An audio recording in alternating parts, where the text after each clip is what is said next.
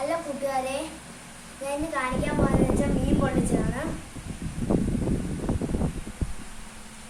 ഇതാണ് മീൻ പൊള്ളിച്ചത്. ഞാൻ തുറക്കാൻ പോവാണ്.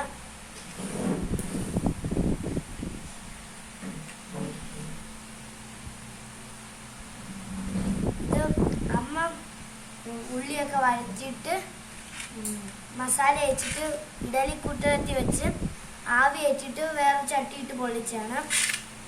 ഇത് നമ്മൾ ഇന്ന് ചീനിയും ഉപ്പുമുളകും പിന്നെ ഇന്നലത്തെ മീൻകറിയാണ് നമ്മുടെ ആഹാരം. ഞാൻ കഴിച്ച് കാണിച്ചു തരാം.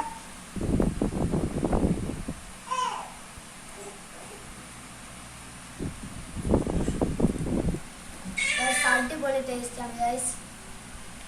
മീനും കൂടെ തിന്നോട്ടെ.